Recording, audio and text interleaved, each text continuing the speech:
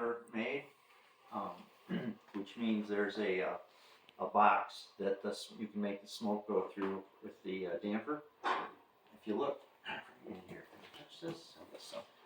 Look along the back here. There's a great big cast iron plate, and behind that cast iron plate is where the cat sits, and the damper directs the smoke either through the cat or up over the top. I'll open it. It might smoke a little bit here when I do, but maybe not. So you can see the plate is right back there. I'm gonna turn it over. Oh. Yeah, so in this position, the smoke is just going up the chimney. When you pull it the other way, the smoke goes around the kettle. It's a big cast iron thing here. Yeah. The cat sits right behind that. Okay. And so that's all. The cat is the catalyst? Catalytic converter. Oh, Yeah. okay. Not an actual cat. They call it a cat box or something. So then the air on this stove. So what? Okay, sorry. Can I Yeah, go ask ahead. you why you would have it in either position? Well, yeah, you have it open like it is now, going right up until the stove gets hot.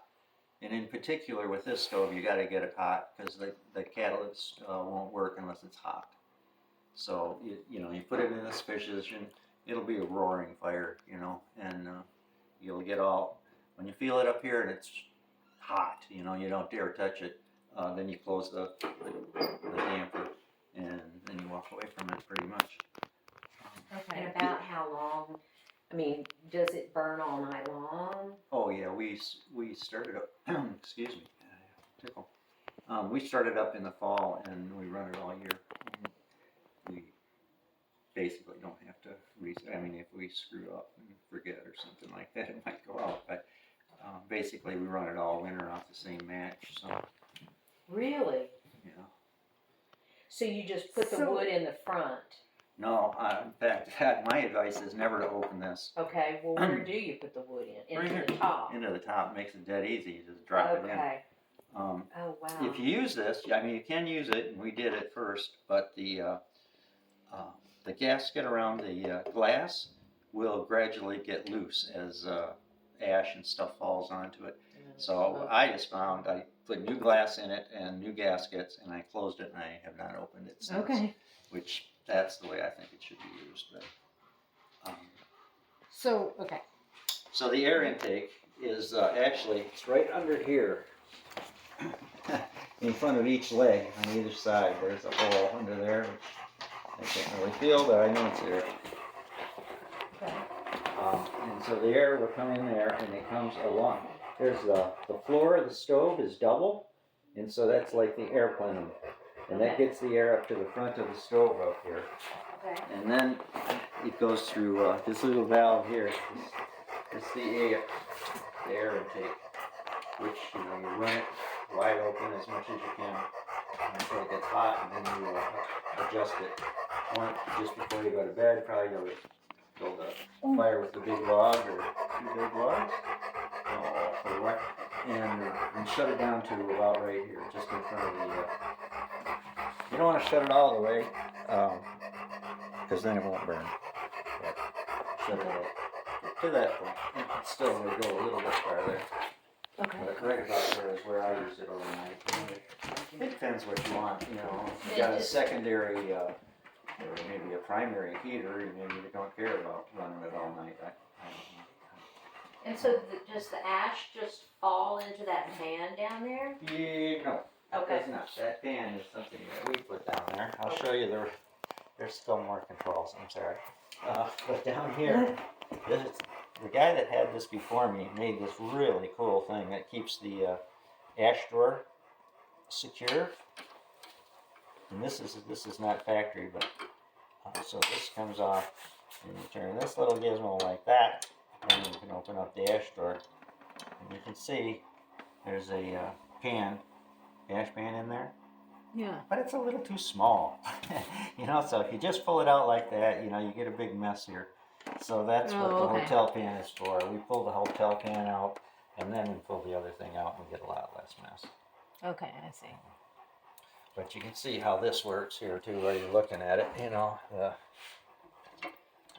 This is the way it was factory, but that doesn't get a very good seal on it. Whereas So you had the other thing. I didn't have it made. I'm not Oh. that smart. The guy that made this is like a genius, I think, or something. It's just crazy how well it works. I've never seen one before. Where it took me a while to figure out what it was about.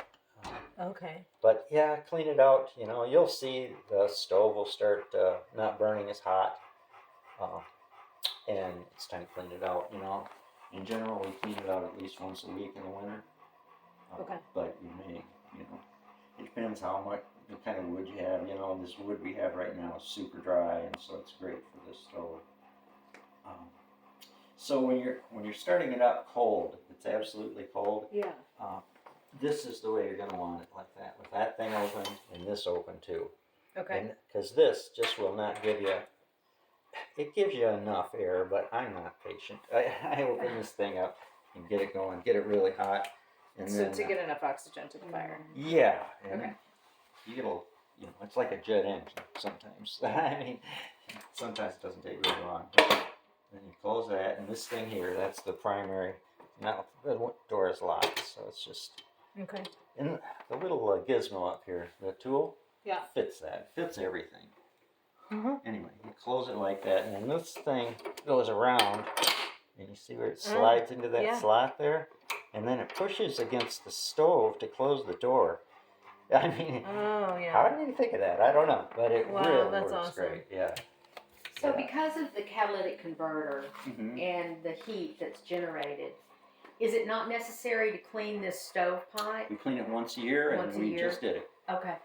Um, You have a Yeah. chimney sweep that just comes and we does do it? not. We got a kit that's in the garage, Okay. and you can see if you go over here where the This is chimney comes down. It's got a little cap there. Uh-huh. And so you pull that cap out and you run the brush up and down the flue. And then there's just the only other thing needs cleaning is this little shelf up here. And I made a little tool that's with the other stuff that you can just push it right off there and it goes right down in the same spot. And you put it all back together, and you did to do that once a year for us. I mean, awesome. I had actually done it 2 years before, but it's better to do it in the fall. That's what I Okay. Yeah. It seems complicated, but it's not that bad. This thing, Yeah. this tool will actually take the cat plate Okay. off if you want to do that. It's got a great big nut in there, and you just put that thing in there. I have never tried it. I've just seen it on the internet because it's way too heavy for me. But you might, if the cat stops working, maybe someday, I don't know. Might have to do that. This thing also fits, I just got it blocked down there. Fits this thing in the front too. Oh, jeez. You probably know how everything works. Yeah, this is the door lock as well. So if you want to open these doors, that's the way it goes. Yeah. It fits, like I said, it fits everything. It fits the little, this little gizmo here. You know, if your fingers aren't strong, you can use this to open and shut that, but your fingers are strong. So that's it. You know, if you're having trouble with it, you're probably just not running it hot enough. Okay. That's the main problem that Peggy has sometimes is not being patient to get it hot. No, so when you say not running it hot enough, it means not getting it hot enough at first. At first, or maybe not giving it enough air or something, Well, I remember the first day that I came, it was that cold, blustery day, and y'all had this cooking, and man, it was warm in here. Yeah. It was hot in here. This is from last night, and it's still got some heat in it. No, we haven't added wood during the day, did no. Yeah, Chip has never added wood. He's always roasting it in here. Yeah. They'll have it 90 when it's 0 out, so we can definitely heat it. Okay. Well, So what size logs do you usually put in? Well, this wood we're getting from Kirby is great because it's all pretty small, but you can put. Out of all the wood guys we worked with, I definitely recommend him. Yeah. Great. Kirby? Yeah, he's got really good wood. A log this size He's right a here nice, smart guy too. is a lovely thing to put in at night, and that baby will just barely fit. Wow. So Okay. anything small, but I can't pick them up. So I try to make the guys split those at least once, because otherwise I can't lift them. Yeah, Right. you won't be able to pick that up for a couple weeks. Yeah, it'll be but Yeah. these nice At least. Kirby makes all this stuff really nice size, and Yeah. it's nice. And the stove is tight enough so it doesn't run away with you with that nice dry wood. What kind of wood is it? Well, what he's bringing us now is a mixture of all hardwoods. There's red oak and maple, and there's some ash in there, although not too much.